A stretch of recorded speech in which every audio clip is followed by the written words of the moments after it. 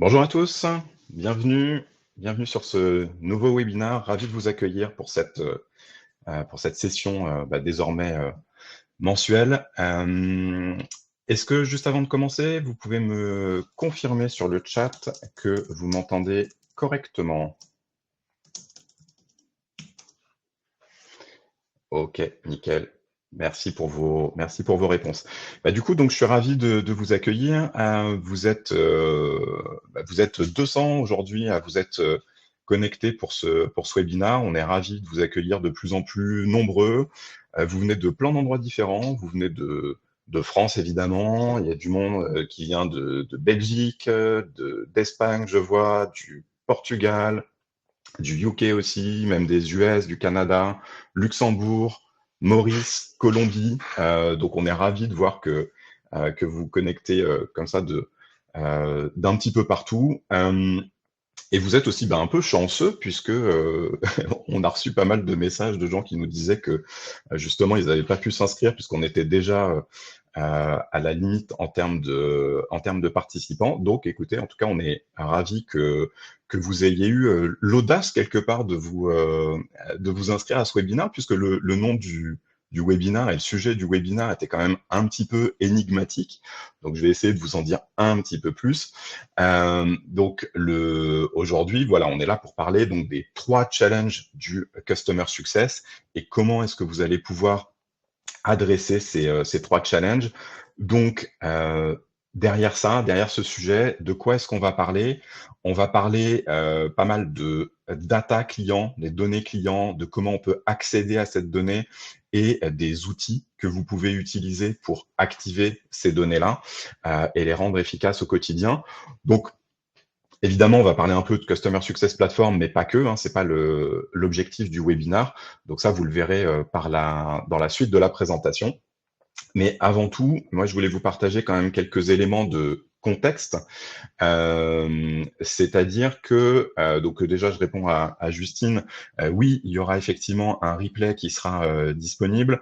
Et je profite aussi, donc pour ceux qui se sont inscrits, et voilà. Et pour ceux qui du coup n'ont pas pu s'inscrire, eh ben, en fait ils nous verront après en rattrapage sur notre chaîne YouTube. On poste les webinars avec un petit différé, mais en tout cas les webinars sont retrouvables ici. D'ailleurs, si vous voulez accéder à des webinars passés, je vous invite à chercher notre chaîne YouTube.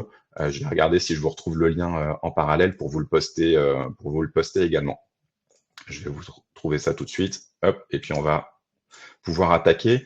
Donc je vous mets ça du coup dans le chat. Ça, c'est notre chaîne YouTube. Donc je vous invite à vous abonner d'ailleurs. Comme ça, vous serez notifié quand il y a des webinars que vous auriez ratés qui sont diffusés ici.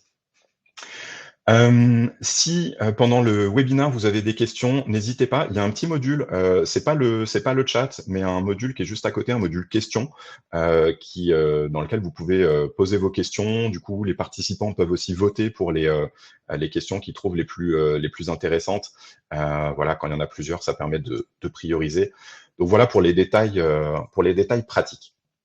Donc, avant de rentrer dans le vif du sujet et donc ces fameux challenges du Customer Success, je voulais donner quelques éléments de contexte. Nous, on a fait chez Scalin une étude aux frais de boîtes comme vous et de CSM ou de Head of comme vous pour savoir un petit peu comment les équipes étaient organisées et les outils qu'elles utilisaient dans leur quotidien de Customer Success. Donc, je vais vous partager quelques chiffres et puis ça nous amènera du coup, donc ça, ce sera le constat, ça nous amènera aux conséquences et aux fameux challenges qu'on a évoqués. Et puis ensuite, troisième partie, on discutera des solutions que vous pouvez trouver pour répondre à tout ça. Donc, le constat, ça, c'est les chiffres du coup qui sont issus de l'étude. Aujourd'hui, et on pourrait, j'ai pas fait de sondage ici sur le webinar, mais on aurait pu se prêter à l'exercice. Si on pose la question aujourd'hui à des équipes Customer Success au quotidien, combien est-ce que vous utilisez d'outils pour gérer votre relation client? On s'aperçoit que la majorité des répondants utilisent entre 3 et 5 outils pour gérer la relation client. Donc entre 3 et 5, ce qui est évidemment important et derrière va avoir des conséquences sur la partie organisationnelle. Donc, ces outils, qu'est-ce que c'est en général? Donc, c'est évidemment le CRM qui est en place dans à peu près toutes les entreprises. Hein. Vous êtes pour la majorité CSM ou Head of dans chez des éditeurs SaaS. Tous les SaaS, 98% je crois, sont équipés d'un CRM. Donc, c'est les informations que vous avez dans un CRM, donc les informations commerciales, ce qui s'est raconté en avant-vente, les informations sur le contrat, éventuellement les comptes rendus des réunions que vous avez avec vos clients. Donc ça, c'est le CRM. Vous avez souvent des informations, évidemment, dans votre back-end, c'est-à-dire les informations de connexion, qui utilisent votre plateforme, qui se connectent, quelles sont les fonctionnalités qu'ils utilisent, les grands KPI, etc. Donc ça, souvent, c'est des données que vous avez dans un back-office. À côté de ça, un certain nombre d'entre vous ont mis en place des solutions de ticketing, type Zendesk, Intercom, ce genre de choses, qui viennent ajouter, ajouter ce genre d'informations. Parfois, le CRM ne permet pas toujours une gestion très efficace d'un point de vue projet, donc on va avoir un outil de gestion de projet à côté de ça. Des fois, il y a des solutions de billing qui viennent s'ajouter à ça, des Stripe ou des Chargebee. Et donc, on se retrouve assez rapidement, j'ai pas compté évidemment les boîtes mail et les agendas, mais donc à jongler comme ça entre plusieurs outils. Le problème en soi, et c'est ce que j'ai essayé de représenter sur ce graphique, c'est pas tant d'avoir 3, 4 ou 5 outils. Le problème, c'est qu'en fait, c'est des outils qui fonctionnent de façon silotée, les uns à part des autres. Et c'est ça, en fait, qui derrière va amener la plupart des difficultés et va obliger justement à danser quelque part, à jongler entre ces différents outils. Si on regarde dans le détail, c'est intéressant de noter que le nombre d'outils utilisés varie en fonction du nombre de salariés, donc du coup du niveau de maturité de la boîte. Et c'est un peu contre-intuitif, je pense, c'est-à-dire que plus la boîte est grosse, moins le nombre d'outils est important. C'est-à-dire que plus la boîte grossit, plus elle se structure, plus du coup elle capitalise sur ses outils existants, plus potentiellement elle a des équipes Ops qui vont être là pour faire en sorte que les outils soient utilisés à bon escient, soient optimisés, utilisés à leur plein potentiel. Et donc, du coup, voilà, des boîtes entre 1 et 20 salariés, donc petites entreprises se retrouvent avec plus de 3 outils et demi en moyenne. Et on va descendre à, en l'occurrence, 3 sur les entreprises de plus de 100 salariés. Donc sans qu'elles soient très grosses, mais en tout cas, les entreprises qui, on va dire, ont commencé déjà à se structurer, à spécialiser un peu leurs équipes, etc.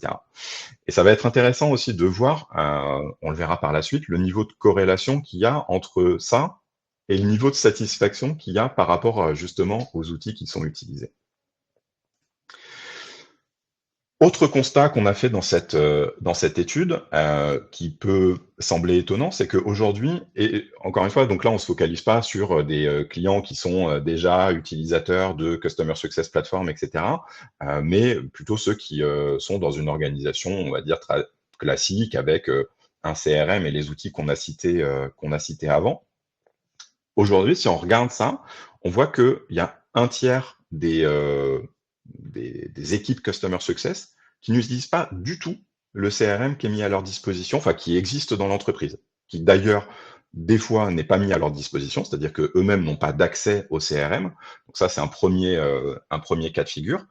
Mais dans un certain nombre de cas, ils y ont accès, mais ils ne l'utilisent pas pour leurs propres besoins, parce que pour une raison ou une autre, en tout cas, ils y trouvent pas leur compte. Donc ça, c'est le 32% qui est souligné ici.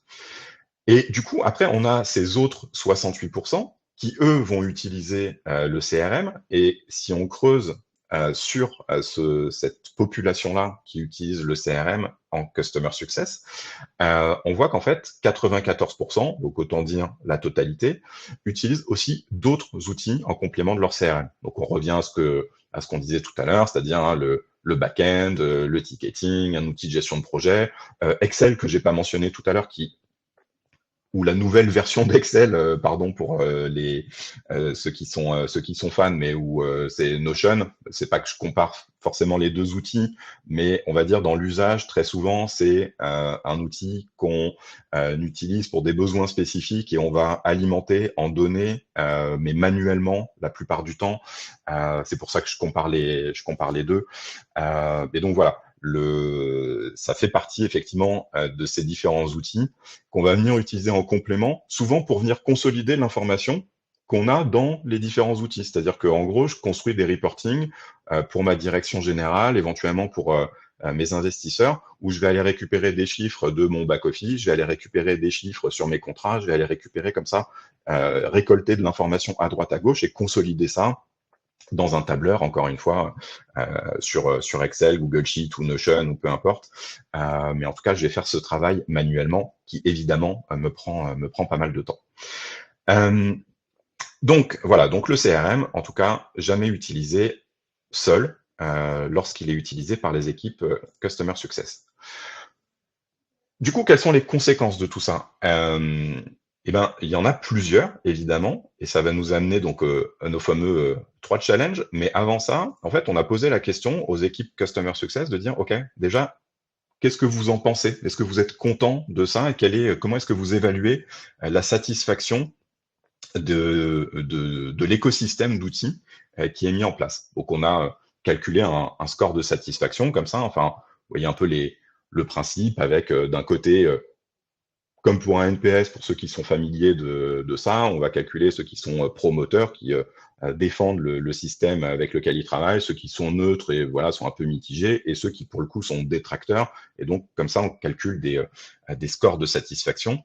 Et en fait, c'est assez rigolo, je sais pas, mais on retrouve finalement cette corrélation dont je parlais tout à l'heure, où dans les entreprises de plus de 100 salariés qui ont rationalisé les outils qu'elles ont mis en place, en fait, on se retrouve avec un meilleur niveau de satisfaction, qui n'est pas forcément incroyable non plus, mais on retrouve un meilleur niveau de satisfaction, alors que tous les autres, en dessous de 100 salariés, on a des niveaux de satisfaction qui sont négatifs.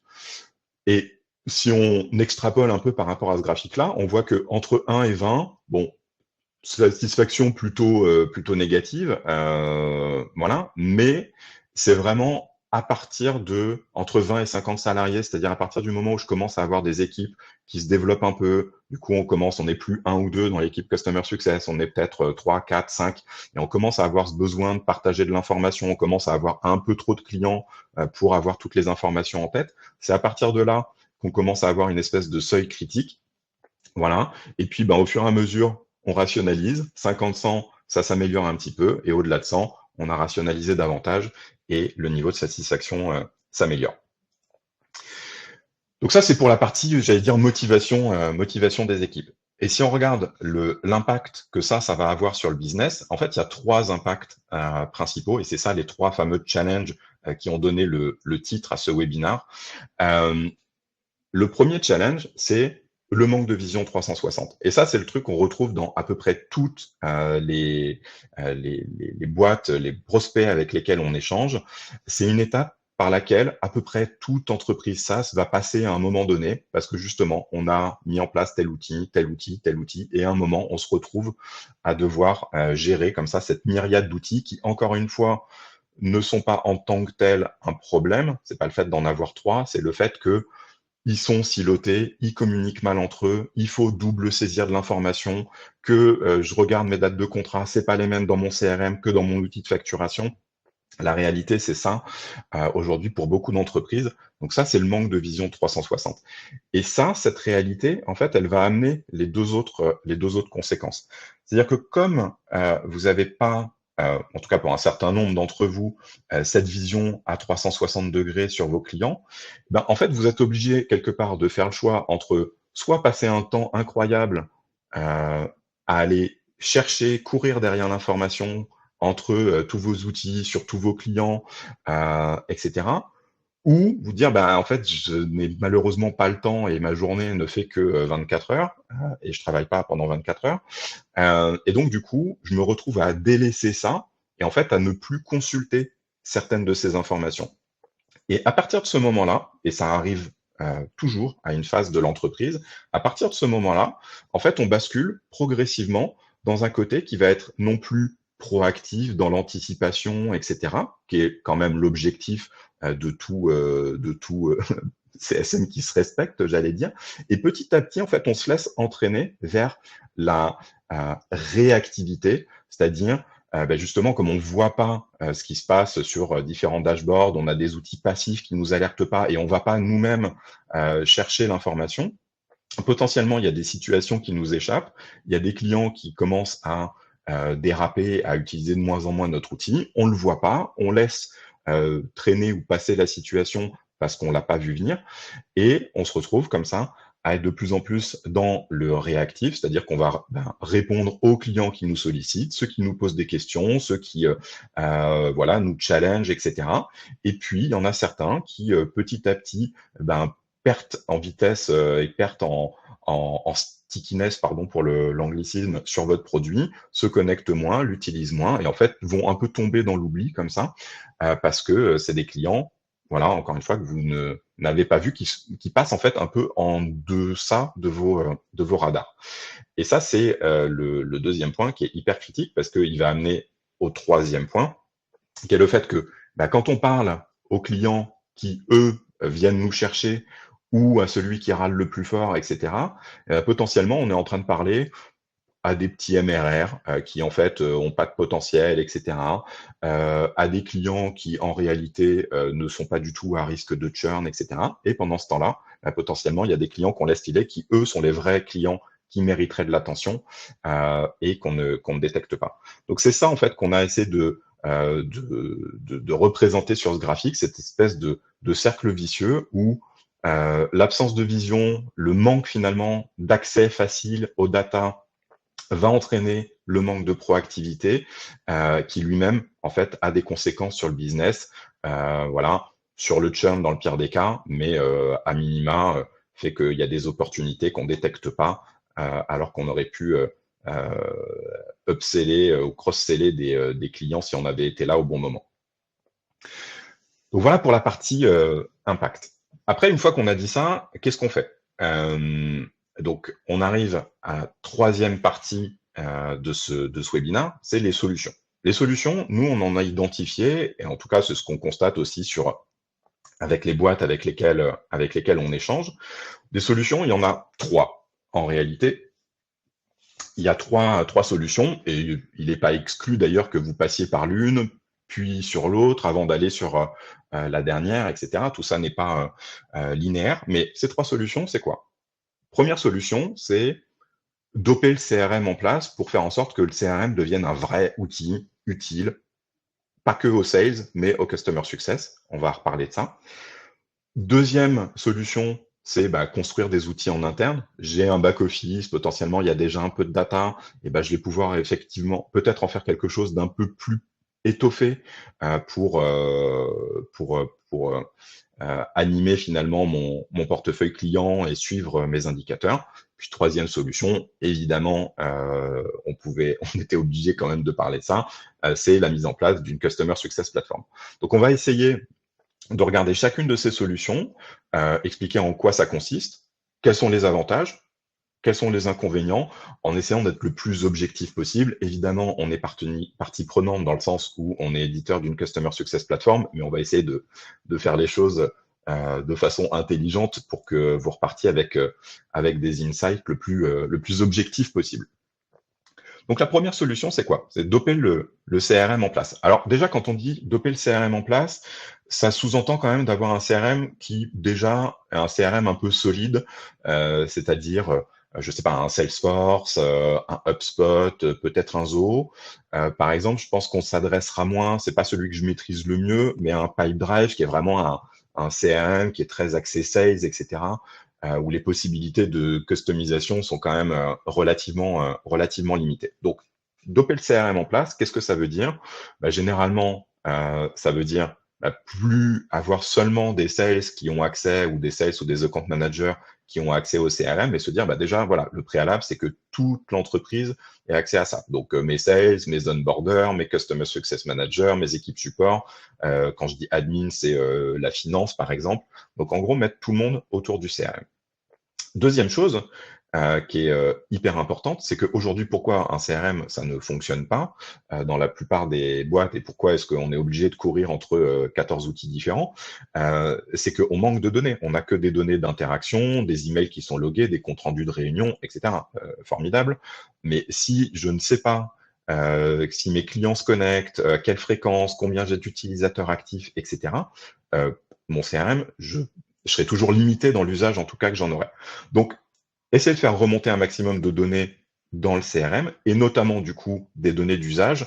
Alors ça a certaines limites, on en parlera juste après, mais en tout cas essayer de faire remonter quelques agrégats sur les KPI un peu basiques d'utilisation de la plateforme. Troisième chose, généralement, ceux qui décident d'investir sur leur CRM vont aussi détourner le côté gestion de pipeline commerciale, dans certains cas, la gestion de tickets, mais en tout cas, voilà, avoir un Kanban avec où je vais transformer des notions d'opportunité avec des probabilités et convertir ça en fait avec des phases de cycle de vie client, donc onboarding, adoption, run, renouvellement, churn, ce genre de choses. Donc ça, c'est si on veut le faire, c'est généralement par ce prisme-là qu'on va le faire. Quatrième point, qui rejoint un peu le deuxième, c'est si je veux avoir un maximum de données, généralement, ce que je vais faire, c'est que je vais aussi rapatrier le ticketing. C'est-à-dire que généralement, dans ce genre de logique, on dit bah ok, en fait, je veux tout centraliser sur mon CRM, donc je vais prendre je vais prendre le ticketing de HubSpot. Il est pas dingue, mais c'est pas grave, je vais prendre celui-ci. Ou je vais prendre celui de Salesforce, mais je vais pas prendre un Zendesk ou un Intercom, puisque mon objectif, c'est d'essayer de centraliser au maximum. Encore une fois, je suis dans des grands schémas, mais généralement, c'est plutôt ça qui va être l'optique des décisionnaires derrière qui vont dans cette direction. Et puis, dernière partie, ça va être le fait de construire aussi des dashboards spécifiques au CSM, donc avec des vues clients, avec des vues par équipe, etc., où je vais avoir, je sais pas, un reporting ou une vue sur mes clients à risque, une vue sur mes clients à renouveler, etc. Voilà, je dis pas que c'est un monde idéal, mais en tout cas, c'est souvent ça qu'on va constater sur cette partie CRM. Donc voilà un peu pour le périmètre. Après, quels sont les avantages de cette solution? L'avantage, c'est que c'est un outil qui est déjà en place, qui a été approuvé par la direction, c'est-à-dire que voilà, le CEO sait combien il paye HubSpot, combien il paye Salesforce, il l'a validé, etc. Donc l'outil est déjà en place. Il est donc potentiellement partagé entre tous les services, donc ça permet de mettre toute l'entreprise autour de l'outil, donc ça c'est très bien. Comme tout est dans un même outil, globalement, mes clients, ils ont les mêmes identifiants dans HubSpot que dans HubSpot ou dans Salesforce que dans Salesforce. Donc, que ce soit le ticketing, que ce soit la partie sales ou que ce soit autre chose, mes clients ont les mêmes identifiants. Donc, j'ai pas de souci de synchronisation, j'ai pas ce travail que je peux avoir dans d'autres solutions. Donc, ça facilite plutôt la mise en place. Après, dans les avantages aussi, ça me permet de commencer à automatiser certaines actions à partir d'informations que j'ai. Dans HubSpot, notamment, vous avez des workflows, des séquences, etc., qui permettent, donc les workflows, bref, toute la partie automatisation, et les séquences, c'est la partie automatisation d'envoi de messages. Donc, ça permet de faire ça. Et cinquième avantage, c'est que dans ce cas de figure, il y a une relative faible dépendance à la tech, parce que voilà, encore une fois, c'est un seul outil, il n'y a pas besoin d'interfaçage, etc. Dans les inconvénients, en revanche, j'en ai plusieurs.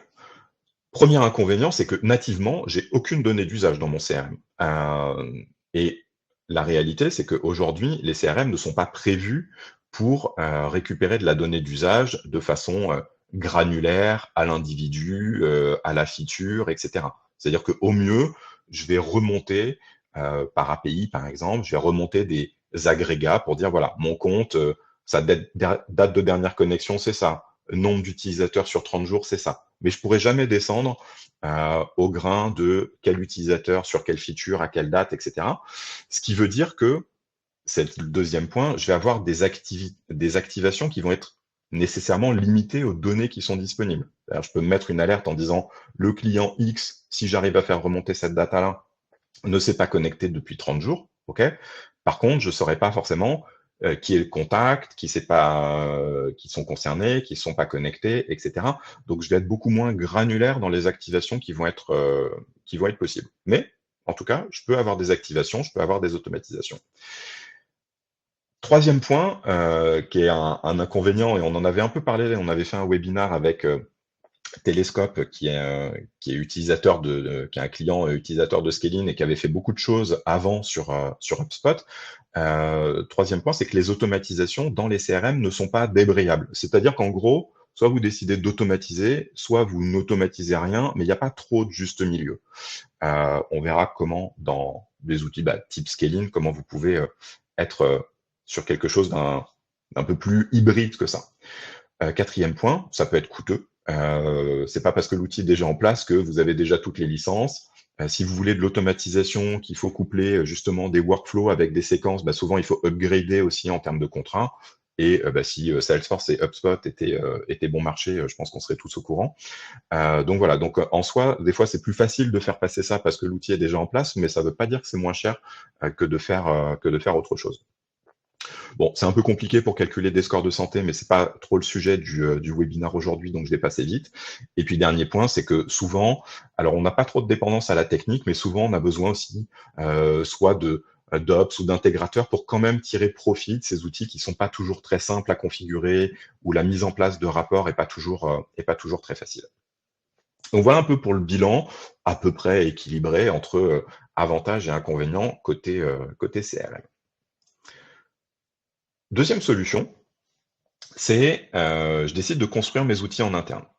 Donc en gros, qu'est-ce que ça veut dire? Ça veut dire je capitalise sur mon back-office, mon interface d'admin, et je décide de la booster pour avoir un maximum de données dont j'ai besoin. Donc ça, ça peut être intéressant.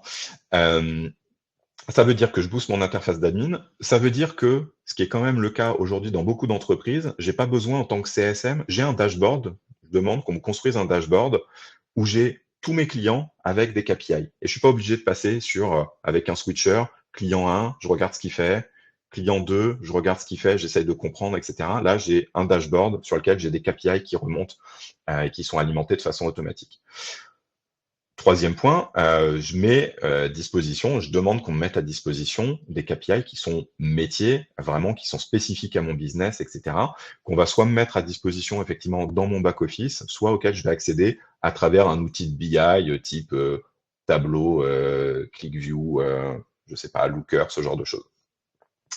Et puis, quatrième point qu'on voit quand même de temps en temps, c'est, OK, j'ai un peu de données, mais pour éviter d'être tout le temps obligé d'être en mode consultation et d'aller chercher ces tableaux de bord, je vais mettre en place un alerting simple, c'est-à-dire que en dessous telle ou telle valeur, j'ai une alerte qui part sur Slack ou une alerte qui part par mail.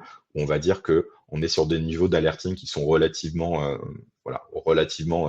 simples à mettre en place sur vos outils. Donc voilà un peu en quoi ça consiste. Ça, du coup, quels avantages? Il y en a plusieurs qui sont plus ou moins évidents. Le premier, c'est que évidemment, comme on est branché sur votre back-office, vous avez directement accès à vos propres données, en tout cas la plupart du temps. Effectivement, je vois qu'il y en a Sophie qui disait pas sur le on-premise, effectivement sur le on-premise, mais oui, mais bon. Mais oui, on est d'accord, pas sur le on-premise. Et donc, voilà, vous avez accès à vos données d'usage, donc plus facile de les exploiter.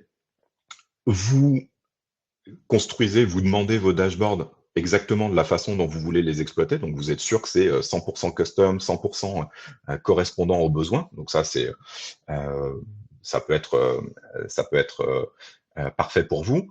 Et troisième chose, pas de coût direct, c'est-à-dire que c'est vos développeurs qui vont développer ça. Voilà, donc pas direct, des coûts indirects, ça en a.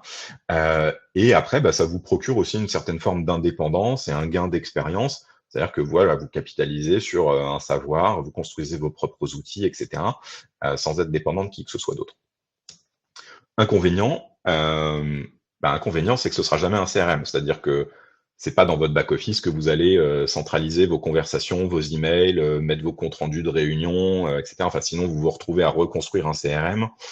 bon, autant dire que vous en avez pour un moment avant de construire un CRM qui soit aussi costaud que HubSpot ou Salesforce. Donc, vous êtes limité plutôt aux données d'usage. Donc, première limite. Deuxième limite, bon, la visualisation n'est pas toujours incroyable. Hein. Souvent, dans les interfaces d'admin, on a des interfaces pratiques mais moches, pour dire les choses gentiment. Donc, sauf si vous branchez une BI dessus, généralement, le côté UI va pas forcément être incroyable. Mais bon, à la limite, ça, c'est anecdotique. Troisième point, c'est que je parlais du fait de mettre en place des alertes. Oui, vous pouvez mettre en place des alertes, mais il n'y a pas de capacité d'activation. C'est-à-dire qu'il n'y a pas de module derrière de workflow, d'envoi de mail, etc. Et encore une fois, ça, c'est des features à part entière. La délivrabilité, c'est un sujet à part entière. Donc, bref, globalement, c'est à moins que vous fassiez un outil, vous, de marketing automation, les capacités d'automatisation, d'activation, vous serez obligé d'aller les chercher ailleurs en prenant des outils qui font ça. Quatrième point, probablement peut-être un des plus importants, c'est que ça crée une dépendance à l'équipe tech. C'est-à-dire qu'on va vous livrer une V1, voilà, et puis au bout de quelques mois, vous aurez besoin de faire évoluer. Ce sera très compliqué parce que l'équipe tech a toujours 50 000 trucs à faire. Et pendant qu'elle travaille sur ça, elle est complètement défocus de la roadmap client, ce qui est problématique quand on a un SaaS. C'est-à-dire que votre enjeu, c'est quand même de délivrer un produit, des features, etc., pendant que l'équipe tech délivre des features pour l'interne, elle n'est pas en train de le faire pour vos clients. Et donc, dernier point que j'ai déjà évoqué, c'est la difficulté à faire évoluer ça. Donc voilà, donc première chose, première solution, c'était le CRM. Deuxième solution, construire les outils en interne. Troisième solution, c'est s'équiper d'une plateforme Customer Success, donc comme Scalin par exemple. Évidemment, il en existe d'autres. Donc ça consiste en quoi?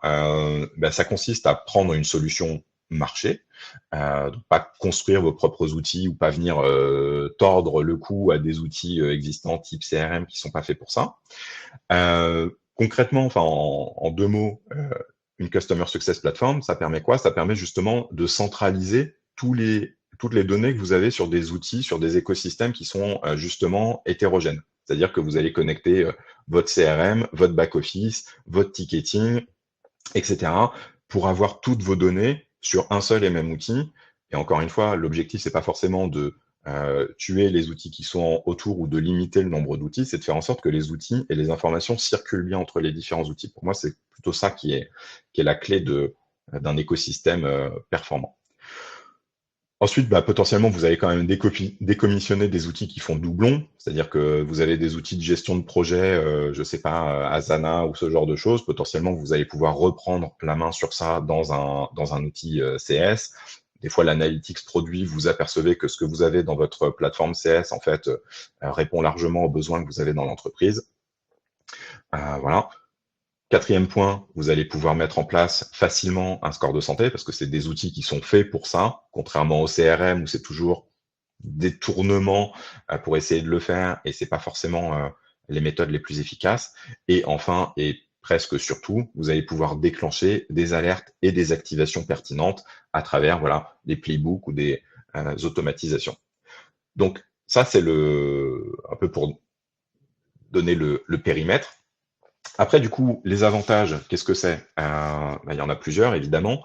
Premier avantage, c'est que ça vous donne donc la capacité à centraliser toutes vos données, les interactions avec vos clients, les usages qu'ils ont de votre produit, les échanges avec le support, les retours NPS, le suivi des projets, etc. Tout ça sur un seul et même outil où vous avez un dashboard qui vous permet de savoir exactement pour chaque client quand est-ce que vous leur avez parlé, quels sont les next steps, quand est-ce qu'ils se connectent, etc., etc.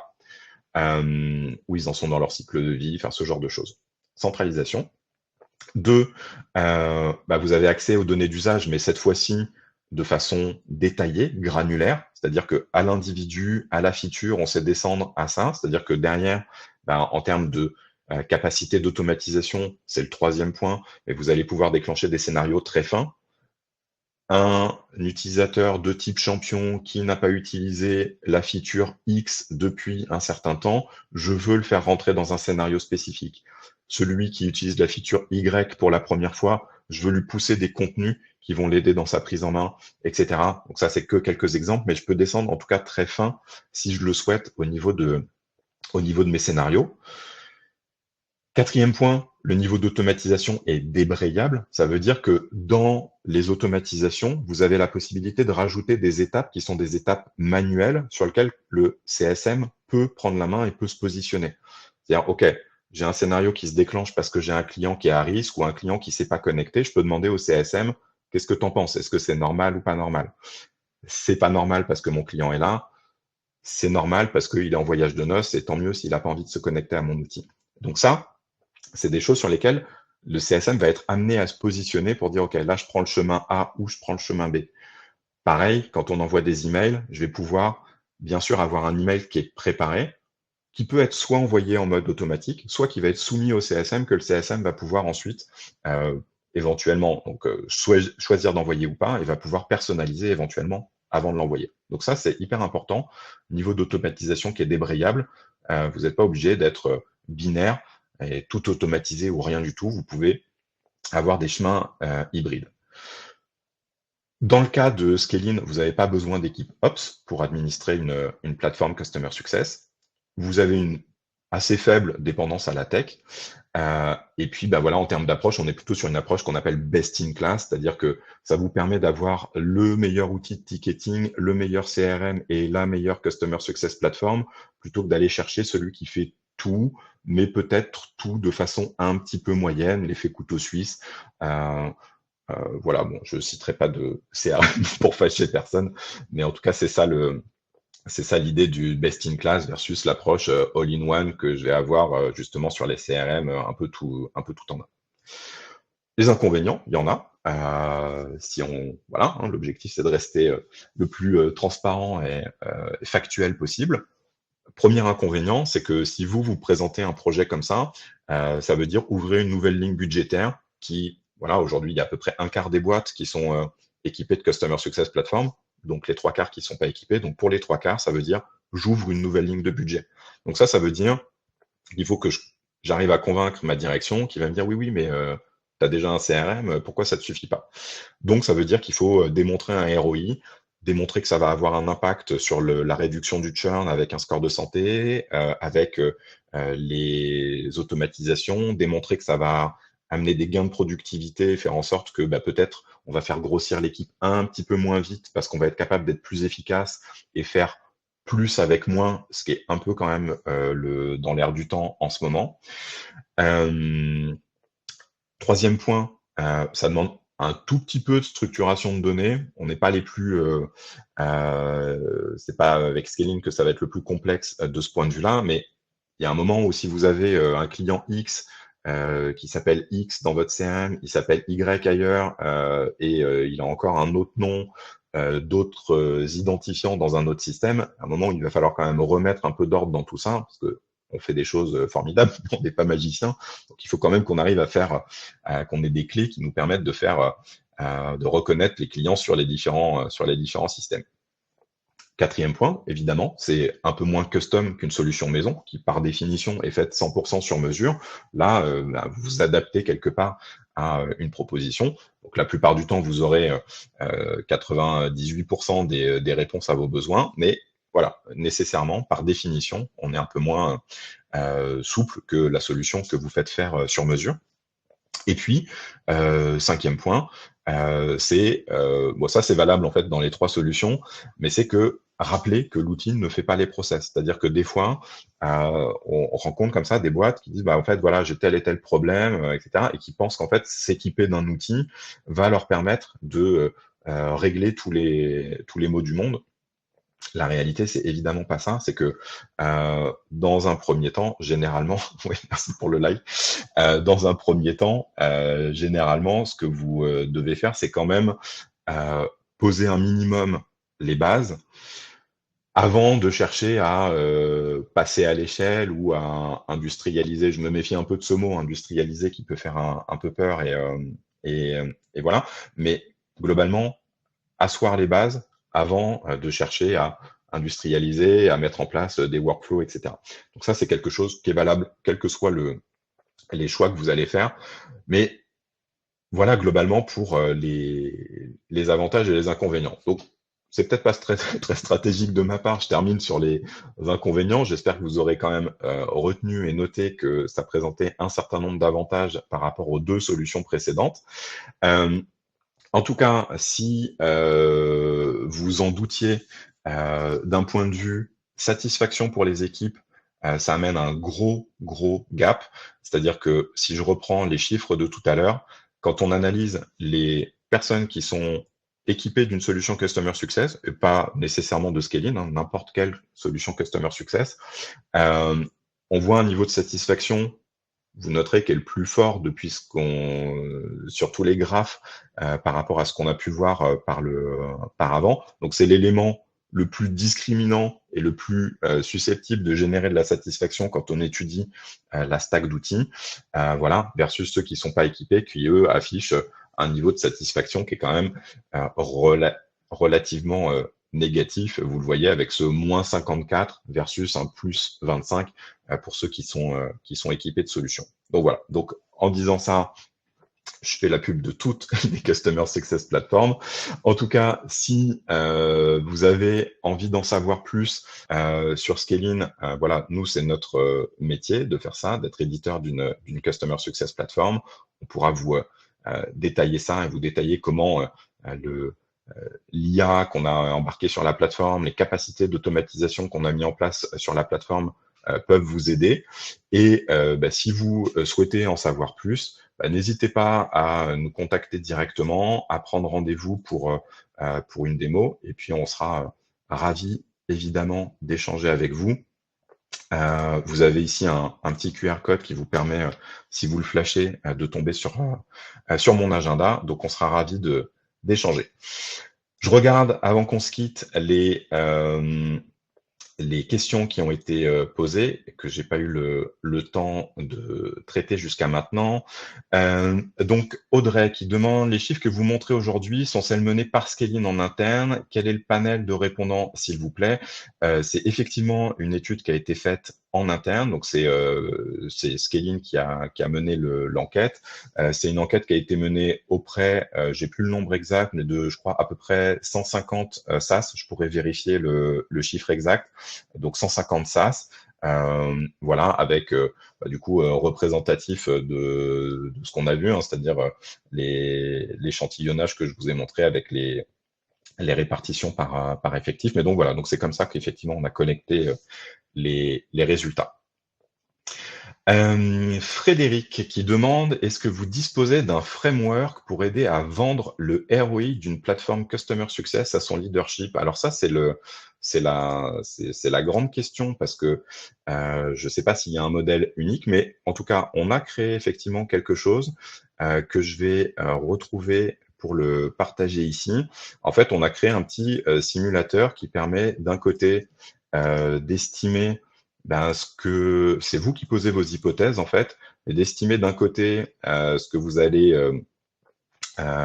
gagner en churn, en ayant un score de santé, etc.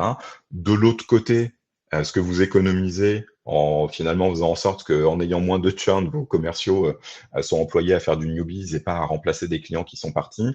Et troisième levier, c'est ce que vous allez gagner en productivité. Donc, je vais poster le lien sur le chat pour ceux que ça intéresse. C'est un Google Doc que vous pouvez prendre. Il faut que vous fassiez une copie du document pour pouvoir mettre vos propres hypothèses dans le document. Mais en tout cas, oui, c'est une façon que vous avez de démontrer le ROI parmi tant d'autres. Paola qui demande: pour connaître le niveau d'utilisation d'une nouvelle fonctionnalité, pour ensuite enclencher un envoi de mail, par exemple, je suppose que cela implique forcément un développement de notre part. Alors oui, effectivement, après, un développement relativement léger, c'est-à-dire que sans vous embêter trop avec la technique. Alors déjà, première possibilité, soit vous avez déjà des solutions type Pendo, Mixpanel, Segment, qui sont plutôt des solutions produits avec lesquelles on va avoir des intégrations natives, et donc on peut récupérer la donnée d'usage comme ça. Soit vous n'avez pas, ce qui est quand même le cas général, et dans ce cas-là, la plupart du temps, on va vous fournir un tag JavaScript qui est un peu l'équivalent d'un tag Google Analytics, sauf que plutôt de le poser sur un site web, vous le posez sur votre application à vous. Et ça nous permet de remonter de la data d'usage. exactement comme je l'expliquais tout à l'heure, c'est-à-dire à la feature, à l'individu. Et ça, pour donner un ordre de grandeur, ça prend 2 heures, 3 heures à un développeur de le mettre en place. Donc, on part pas sur un développement lourd. Après, il peut y avoir des choses pour des cas spécifiques où vous mettez en place un tracking côté serveur, etc. Là, c'est un peu plus costaud. Mais dans la plupart des cas, je dirais dans 90% des cas, on est sur un tracking JavaScript. Donc ça prend 3 heures à être déployé. Et Audrey qui posait une question, l'échelle va de -100 à +100 sur la partie satisfaction. Ouais, c'est ça, exactement. Donc -100 +100, c'est tout à fait ça. Et bien écoutez, en tout cas, s'il n'y a pas d'autres questions, je pense qu'on a fait le tour, en tout cas, de ce que je voulais vous partager aujourd'hui. Merci encore de vous être inscrits. Merci à ceux qui nous ont suivis jusqu'au bout. Voilà, vous avez la possibilité, si vous le souhaitez, de vous inscrire à nos prochains webinars. On en a un bientôt qui va être le mois prochain, qui va être assez sympa, sur 10 raisons méconnues de churn. Donc, c'est des corrélations finalement entre certains effets et la conséquence que ça peut avoir sur le churn. Donc, je renvoie le lien là vers la rubrique webinar dans le chat. Donc, si vous voulez vous inscrire, n'hésitez pas. On a voilà, plein de chiffres sympas à vous partager. Et puis, écoutez, il me reste plus qu'à vous souhaiter une belle après-midi. Et puis, du coup, au mois prochain pour ceux qui seront là. Bon après-midi. Au revoir.